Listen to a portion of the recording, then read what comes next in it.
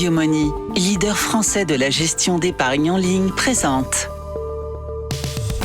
Sud Radio, Osez investir, Thomas Binet. Bien, maintenant que vous nous avez fait gagner beaucoup d'argent, on va essayer de le faire fructifier, Thomas Binet. On investit dans quoi aujourd'hui ? On va investir peut-être dans la retraite, mon cher Jean-Marie. Oui, ça peut servir. Oui, parce que ça arrive bien un jour, par définition. Alors, comment préserver son train de vie à la retraite ? Ça va être la première question qu'on va se poser. Et puis, comment emprunter, surtout après 60 ans ? Possible ou impossible ? Alexis Rouessé, cofondateur d'Arago, qui conçoit des produits, des solutions de financement, est sur notre plateau pour nous y répondre. Et dernier point, est-ce que les retraités sont des nantis ? Vous savez, c'est le sujet du moment. Effectivement, c'est la polémique. Mais tout de suite, on commence par expliquer quelque chose. Sud Radio, Osez investir, le conseil de la semaine. Alors, on va essayer si vous êtes des nantis, on va essayer de faire en sorte que vous le restiez à la retraite, chers amis. Comment préserver son train de vie à la retraite ? Est-ce qu'il y a un guide de bonne pratique selon vous, Thomas ? Oui, Jean-Marie. En tout cas, il y a un chemin à pratiquer afin d'adoucir sa retraite. Tout d'abord, il faut épargner le plus tôt possible et de façon régulière, car l'effort est forcément plus soutenable. Placez tous les mois une somme dès vos 25 ans. Il faut également vérifier votre relevé de carrière en allant sur le site info-retraite.fr et consulter votre relevé individuel de carrière quand vous avez évidemment déjà commencé depuis plusieurs années à travailler. Les erreurs sont fréquentes. Il peut y avoir des trimestres oubliés, des incohérences dans les relevés de points. Nous en avions parlé dans une ancienne chronique. Vous pouvez également racheter des trimestres grâce à la réforme de 2023. Cela peut vous permettre d'obtenir une retraite à taux plein plus tôt. On peut racheter jusqu'à 12 trimestres pour un coût variant de 1 000 à 6 000 euros environ en fonction de votre situation. Oui, c'est formidable quand même. Alors, est-ce que c'est bien de faire également un bilan de patrimoine ? Oui, Jean-Marie, c'est même indispensable de faire un bilan patrimonial complet. Il faut le faire à l'approche de la retraite afin de pouvoir avoir une vision précise et peut-être d'ailleurs arbitrer sur des choix qui avaient été faits initialement. Oui, notamment pour voir les charges qu'on a d'un côté ou de l'autre. Est-ce que c'est une bonne idée de cumuler la retraite et l'emploi ? Alors, sous l'angle économique, probablement. En revanche, cela peut relever du casse-tête. Avant de vous décider d'y avoir recours, on ne peut que vous conseiller de consulter avant, en allant obtenir des informations sur le site internet parcours.info-retraite.fr. Tout vous est expliqué dans un deuxième temps. Vous pouvez vous rapprocher de votre caisse de retraite afin de vérifier votre situation personnelle. Et puis un mot sur l'immobilier.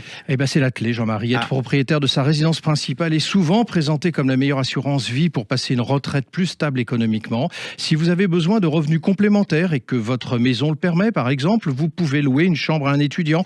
Pour que cela soit avantageux, il faut vous renseigner avant de le faire, car en fonction de votre ville, les loyers ne seront pas imposé en dessous d'un plafond de prix annuel au mètre carré à 206 € en Ile-de-France et à 152 € dans les autres régions. Merci pour tous ces conseils. Tout de suite, Thomas, on accueille votre grand témoin. Haussmann Executive Search, leader du recrutement sur les métiers de la finance et de l'immobilier, présente Sud Radio, Osez investir, l'invité. Bienvenue Alexis Rouessé. Merci beaucoup. Vous êtes le cofondateur d'Arago qui conçoit des produits, des solutions de financement qui s'adressent au public qui n'ont pas accès à des solutions de financement bancaire classiques. Ça, vous le faites depuis 2017 exactement. Et vous êtes l'invité de Thomas Binet. J'en suis heureux. Alexis Rouessé, bonjour. Vous allez parler effectivement de l'accès au crédit. C'est pour ça qu'on vous reçoit ce dimanche matin. Mais d'abord, une question simple. Pour vous, un senior, ça commence à quel âge ? Parce qu'on n'est pas toujours tous d'accord sur l'âge. On va commencer par ça. Alors, pour nous, ça commence à 60 ans, Oui. parce que c'est à partir du moment où les revenus vont commencer à baisser, où on va passer à la retraite, etc. D'accord. Alors, l'augmentation de l'espérance de vie, on peut considérer que c'est une bonne chose par définition, surtout pour les personnes qui sont concernées, mais reste un défi pour le financement des seniors. Du coup, pour les accès au crédit, peut-on sérieusement penser que l'on peut obtenir un crédit après 60 ans, parce que c'est souvent indiqué comme complexe ? Effectivement, c'est compliqué. La raison principale, c'est que les crédits sont octroyés par les banques en général en fonction des revenus à venir. Or, quand vous arrivez à la retraite, vos revenus vont baisser. Et les banques anticipent d'ailleurs ça. Les banques anticipent ça. Et après, elles ne veulent pas avoir des personnes qui ont des crédits chez elles, qui ont plus de 85 ans. Donc, elle va s'arrêter à chaque fois le plus tôt possible avant de prêter sur les crédits classiques. Alors, il y a quand même une question que je me pose en vous entendant. Les banques jouent pas le jeu, c'est ce que je comprends, moi, dans ce que vous dites, sans le dire. Alors qu'on sait quand même que la population vieillit fortement, et en bonne forme, parce que ça c'est quand même le bénéfice de la situation, et que les plus de 60 ans représentent à peu près un quart de la population. Donc c'est quand même antinomique par rapport à la réalité de la situation qu'on vit. C'est assez étrange, effectivement. Ce qui est d'ailleurs amusant, c'est que jusqu'à il y a très peu de temps, toutes les banques ne faisaient de la pub que pour les jeunes. Ils voulaient attirer des jeunes. Oui. Sauf que les jeunes, il y en a de moins en moins, les vieux, il y en a de plus en plus. Donc, intéressant, on est d'accord. voilà. Comment Alors, pourquoi s'adresser au mauvais marché. Alors pourquoi les banques jouent pas le jeu? Alors, les banques ont des contraintes réglementaires qui sont assez complexes et qui font qu'elles octroient, comme je disais tout à l'heure, les crédits en fonction des revenus à venir. Or, moins vous avez d'espérance de vie qui vous reste, Oui. moins vous avez de revenus à venir. Et donc, elles sont un peu bloquées là-dedans. Alors vous avez pris la dimension de la situation et vous avez créé quelque chose qui s'appelle Prêt 60, on va en parler. C'est une solution qui permet aux seniors de plus de 60 ans, propriétaires d'un patrimoine immobilier, c'est quand même la base, il faut être propriétaire d'un patrimoine immobilier, vous allez nous en parler, et voulant avoir accès au crédit. Alors concrètement, ça consiste en quoi en quelques mots? En quelques mots, c'est quelqu'un qui est propriétaire, comme vous l'avez dit tout à l'heure. Acquérir son bien immobilier, son logement, c'est un des premiers réflexes. C'est C'est la base. c'est la base, voilà. C'est l'assurance de jours calmes. Oui. Et donc nous, en fait, ce qu'on a fait, c'est un prêt qui est assis sur un actif immobilier, sur un bien immobilier. Et donc, en fait, on va prêter un montant, pas en fonction des revenus des gens, pas en fonction de leur situation financière, mais en fonction de la valeur du bien immobilier qu'ils ont. Donc c'est la différence avec les banques, ce dont vous nous parliez il y a un instant, qui se projettent par rapport à des revenus à venir et qui sont en baisse, donc forcément le côté complexe pour avoir accès au crédit. Vous partez du principe d'abord que votre clientèle, si je peux l'appeler ainsi, doit avoir un patrimoine immobilier et donc c'est indexé sur sa valeur. Exactement. Voilà. En fait, l'avantage, c'est que nous, on suit le cycle de vie. C'est-à-dire que plus les années passent, plus en général, vous êtes propriétaire. Alors, ça sert à quoi en fait concrètement? Parce que vous allez leur prêter de l'argent indexé sur une valeur, celle du bien, et cet argent que vous allez leur donner du coup, enfin, ou leur prêter pour être plus honnête, il sert à quoi pour eux? Alors pour eux, c'est l'avantage de notre prêt, donc ce prêt 60, c'est qu'il est non affecté. Ça veut dire que l'utilisation est libre. Donc je peux me payer une croisière, je peux racheter une voiture, je peux aider mes enfants. Tout ça, c'est envisageable? Exactement. Tout ça est envisageable. Donc ça, c'est vraiment la liberté. Nous, on est assez pour ce type de liberté. Oui. Et en fait, ce qu'on voit après, l'utilisation qu'ils en ont réellement, c'est beaucoup pour améliorer leur immobilier, pour aider leurs enfants et surtout pour améliorer leurs jours, leurs revenus mensuels. Alors pour être précis, on est d'accord, c'est pas un viager. En revanche, c'est une hypothèque. C'est un prêt qui est gagé sur un bien immobilier grâce à une hypothèque. C'est-à-dire que c'est une garantie. Nous n'avons pas d'accès au bien immobilier. Alors, on admet que j'ai une valeur immobilière de 300 000 €. Vous allez me prêter de l'argent en rapport. Cet argent, vous allez me le prêter à quel taux, pour être concret aussi? Environ 6%. Ouais. C'est-à-dire un peu en dessous des crédits à la conso, puisque en fait l'utilisation est assez proche de ces mais plus systèmes-là. élevé qu'un crédit immobilier, évidemment. Parce que oui, parce que c'est pas la même chose. On est d'accord. Voilà. Si je veux vous rembourser de façon anticipée, j'ai le droit, j'ai pas le droit, ça me coûte de l'argent, concrètement aussi?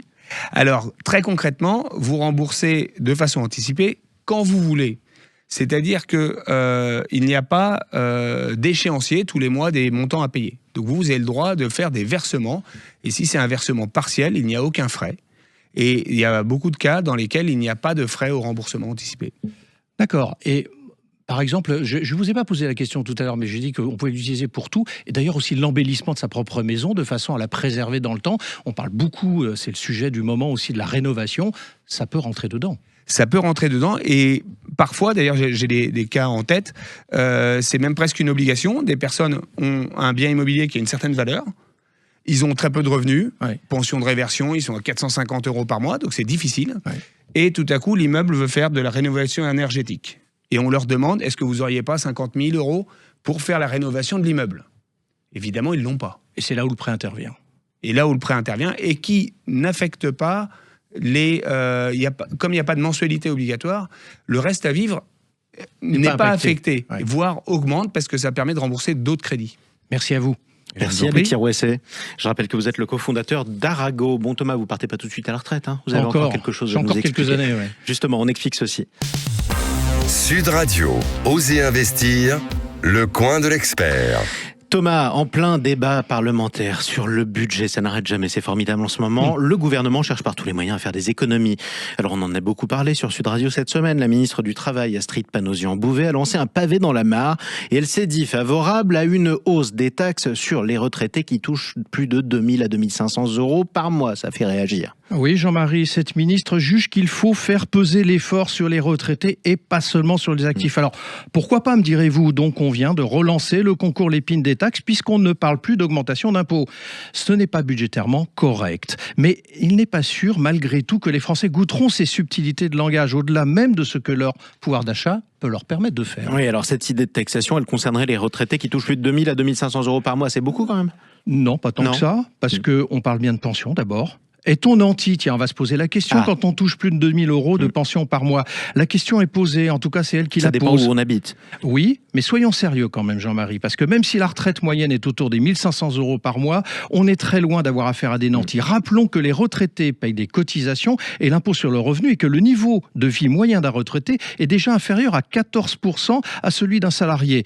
Que l'âge aidant, les charges qui avaient été partagées avec leur entreprise lorsqu'ils étaient actifs restent totalement à leur charge. J'en prends pour exemple les mutuelles. Effectivement. Alors concrètement, Thomas, vous pensez que ça peut voir le jour ou pas? Vous avez en mémoire ce que disait Clémenceau. La France est un pays extrêmement fertile, on y plante des fonctionnaires, il y pousse des impôts. Donc tout est possible, même si c'est la position personnelle de la ministre. Alors précisons que dans le même temps, Matignon a indiqué vouloir laisser le débat parlementaire avoir lieu et le ministre de l'économie, il y a quelques jours, a déjugé la ministre du Travail en se disant opposé à cette taxation. Bref, la machine à couac repart de plus belle et il serait peut-être temps d'arrêter d'opposer les catégories de Français et surtout redonner du pouvoir d'achat en réduisant le train de vie de l'État. Concrètement, il faut faire tout le contraire en réduisant taxes et impôts. N'oublions pas d'ailleurs que l'inflation est un peu passée par là. Des pays comme l'Italie s'y sont engagés et s'en portent que mieux. Ne désespérons pas, Jean-Marie, un jour viendra où cela arrivera. Peut-être. Un jour viendra, on dirait une chanson de Disney, on verra bien. Allez, merci beaucoup Thomas Binet, vous reviendrez la semaine prochaine, dimanche prochain, et puis toute la semaine aussi dans la soirée, juste après les vraies voix pour les essentiels. À bientôt. Merci, bonne journée. Sud Radio, Osez investir, Thomas Binet. Avec Yomoni, leader français de la gestion d'épargne en ligne.